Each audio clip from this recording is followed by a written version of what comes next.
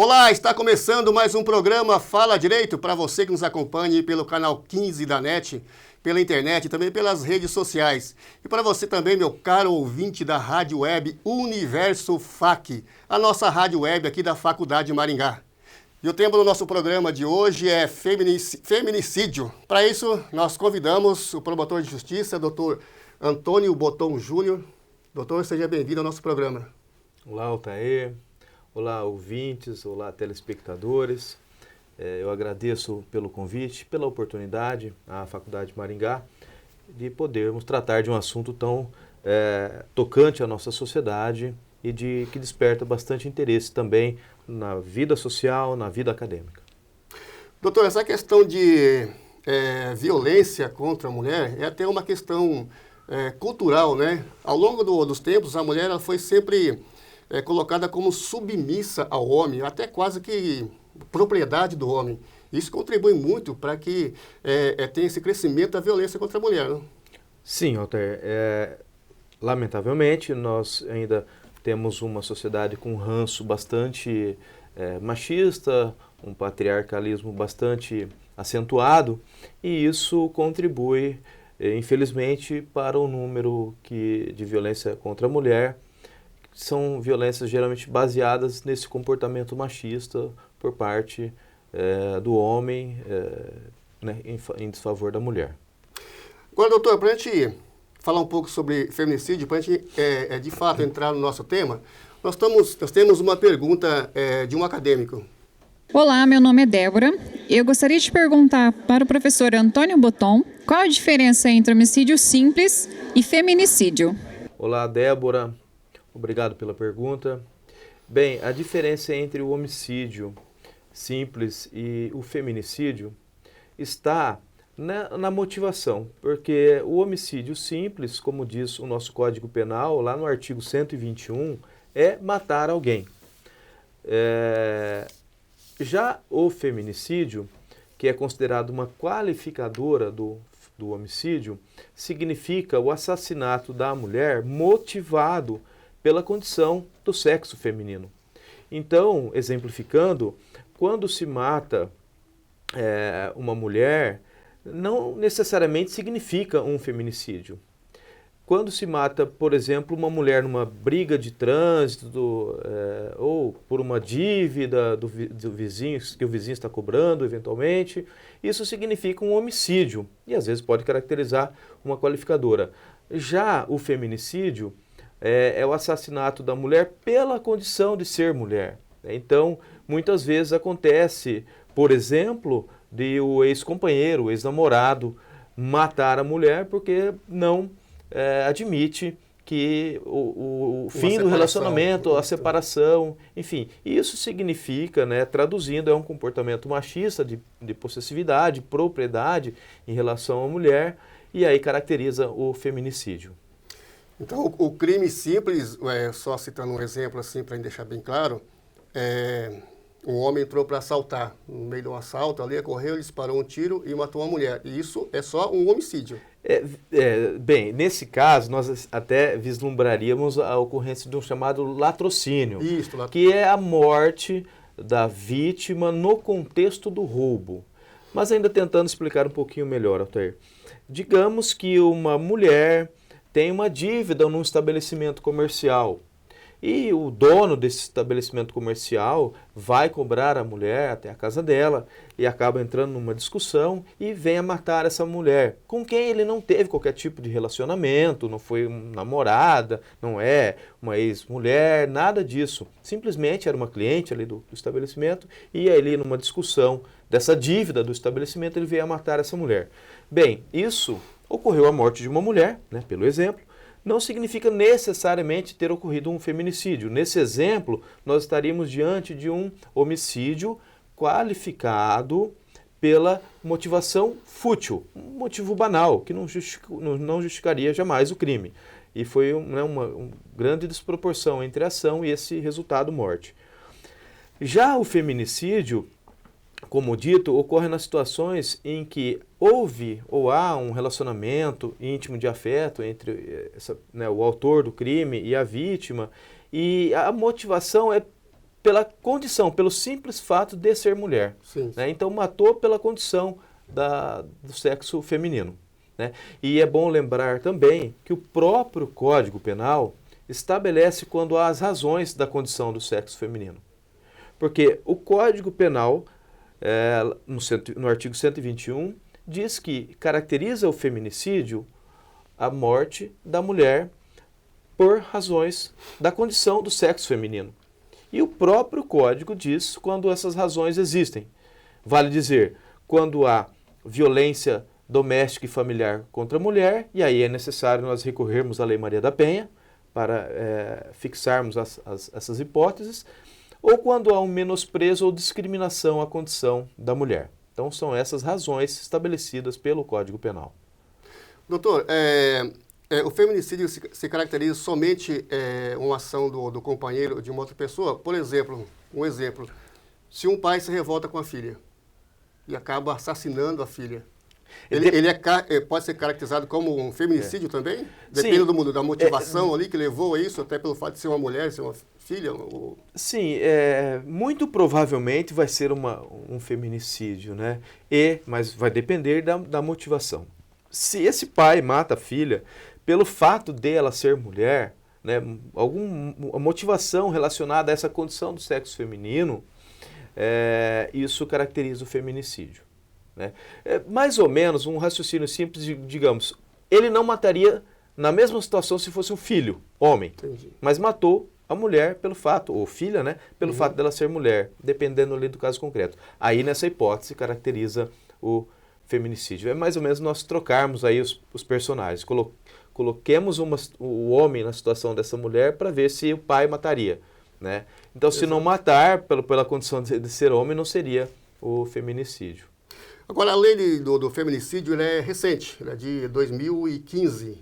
De lá para cá, teve alguma alteração nessa lei? Ela contribuiu para que diminuísse a violência contra a mulher? Veja, a mudança ocorreu no sentido de punir mais gravemente o assassinato da mulher, né, o que caracteriza o feminicídio. Porque o homicídio simples possui uma pena de 6 a 20 anos. Já o homicídio qualificado, e o feminicídio é uma das qualificadoras, lembrando que nós temos outras qualificadoras, é estabelecido, né, é punido com pena de 12 a 30 anos. Então, a punição mais grave é um dos instrumentos que o Estado dispõe para tentar coibir a violência contra a mulher, no caso, o feminicídio. Né? Mas, infelizmente, nós vemos que as situações ocorrem, né? E pelo menos a notificação está sendo alta, infelizmente. Doutor, mas o que leva, então, a mulher...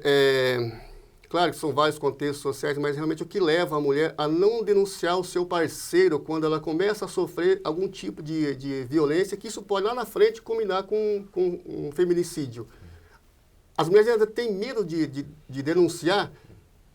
De acordo com pesquisas, Altair, o primeiro fator que determina a não comunicação da violência é o medo. As mulheres estão, então, inseridas nesse ciclo de violência doméstica e o parceiro é violento, é agressivo, então a mulher se sente atemorizada e não comunica a violência. Esse é o primeiro fator, o medo. E aí nós temos outros fatores inibitórios, por assim dizer também. Nós temos a própria dependência financeira, a dependência afetiva ou emocional, nós temos também o constrangimento, né, a vergonha da exposição, enfim, inúmeros fatores.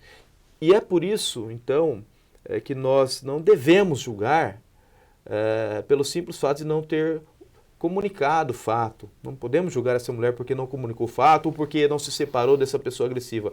Há muitos fatores que dificultam, que impossibilitam a mulher de sair do ciclo de violência até da comunicação. Tem a família, tem os filhos também, filhos pequenos, né? Sim.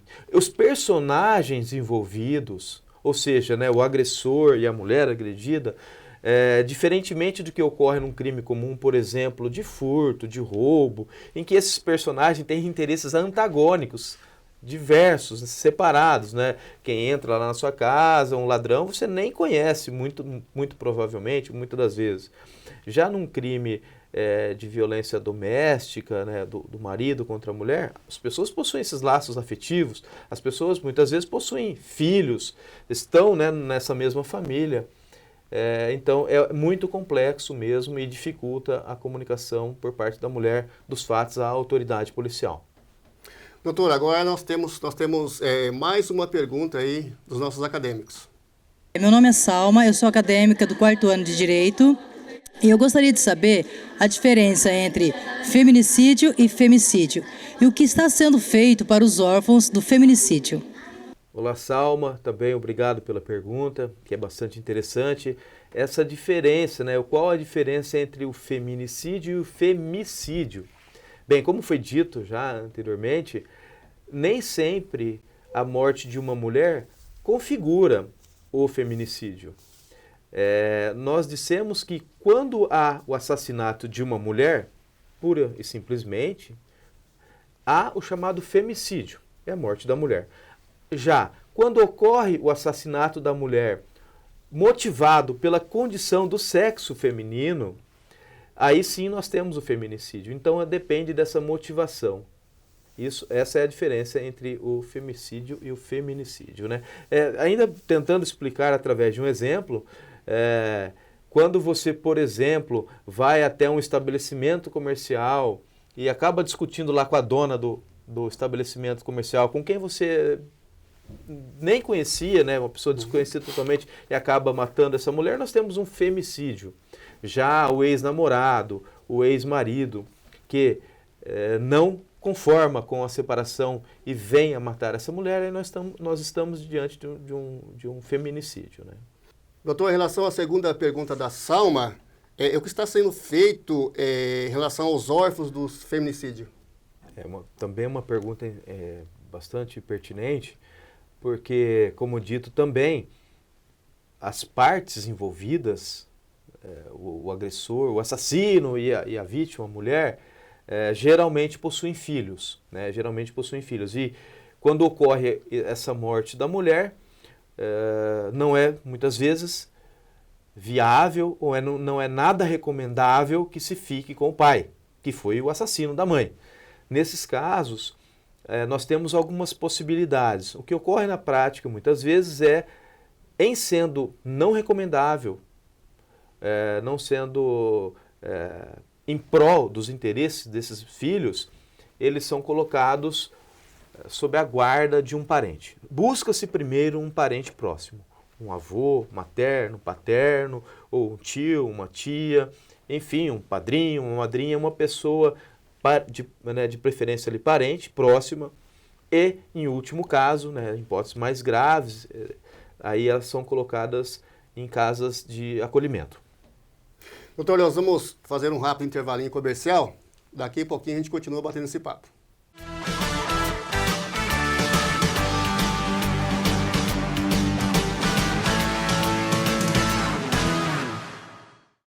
Venha para o mundo online. Conheça os cursos de educação à distância da UDC. Graduação, pós-graduação e extensão. Você estuda onde e quando quiser. Ou seja, ao invés de você ter que se encaixar no ritmo da universidade, a graduação é que se encaixa você, no seu tempo e do seu jeito, inclusive nos valores. Qualidade reconhecida pelo MEC. Material didático totalmente eletrônico. UDC Online, na Faculdade Maringá.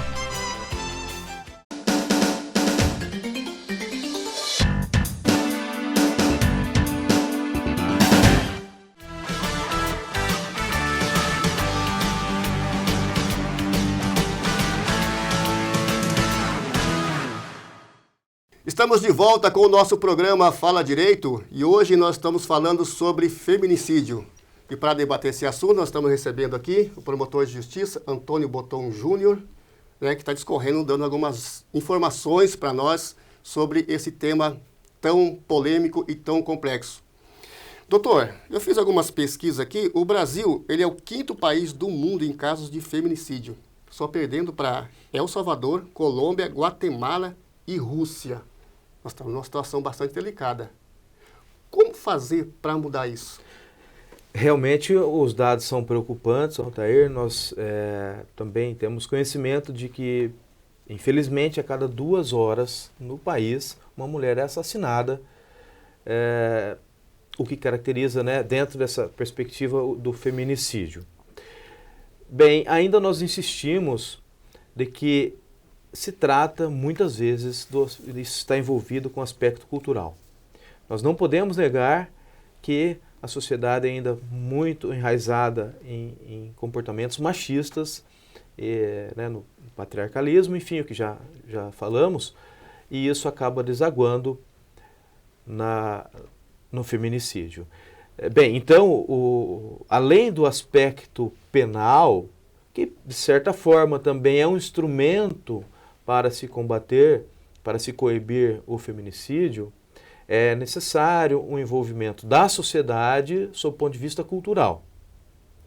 É necessário um debate profundo em vários segmentos da sociedade, sempre abordando o aspecto cultural, né? Tentar, então, virar essa mesa, né, do machismo, e isso certamente vai contribuir com a diminuição dos casos de feminicídio. Isso deve começar lá na infância, já lá dentro da escola, lá no prézinho, no grupo escolar, já começar a criar essa consciência nas crianças, né? Sim, inclusive a própria Lei Maria da Penha, que também é um instrumento de combate, de enfrentamento à violência doméstica e familiar contra a mulher, dispõe que uma das diretrizes é esse engajamento lá nas escolas também, né? Há que se discutir, há que se debater nas escolas, buscando entrar o quanto antes nas nossas crianças, nos nossos adolescentes, nessa abordagem cultural sobre o machismo, sobre o patriarcalismo.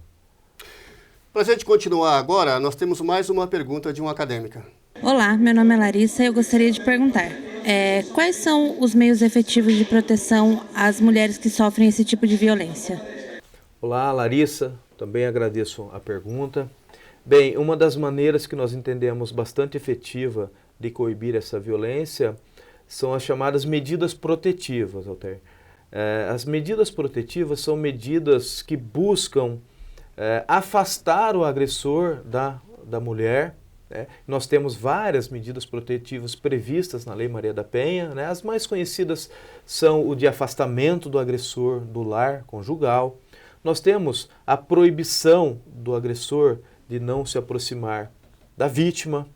Nós temos a proibição do agressor de não frequentar alguns lugares indicados pela própria vítima em que outrora eles frequentavam, então para evitar esse contato, além de outras medidas, o próprio contato, às vezes por mensagem, em redes sociais, em WhatsApp, são comportamentos que o juiz pode determinar que o agressor não pratique.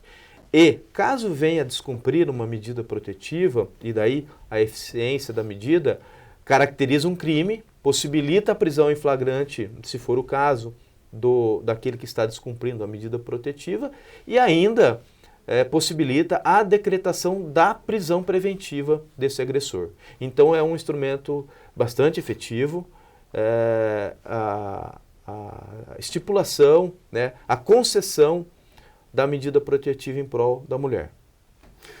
Doutor, nosso tempo aqui é um pouco curto. Eu gostaria de agradecer a sua presença aqui no nosso programa Fala Direito, para trazendo para a gente, né, mais esclarecimentos sobre este tema, feminicídio. Muito obrigado pela sua presença. Doutor. Obrigado, Altair. Obrigado. Agradeço mais uma vez a Faculdade de Maringá por dar essa oportunidade de tratarmos do assunto. Mas eu gostaria também de finalizar, Altair, fique à vontade, né, dispondo ou tratando de que é um tema muito complexo. É um tema bastante complexo e o que se busca também é uma boa estrutura da rede. A rede, que eu digo, é buscar um ótimo estruturação da polícia, da delegacia da mulher, da assistência social, do CRAM, das casas de acolhimento, enfim, haverá um bom enfrentamento se a rede estiver bem estruturada, né? E é claro que o Ministério Público também é um dos protagonistas. Então essa rede bem estruturada possibilitará um bom enfrentamento. Muito obrigado. Nós aqui agradecemos a sua presença aqui. E o nosso programa Fala Direito fica por aqui. Tchau, até o próximo.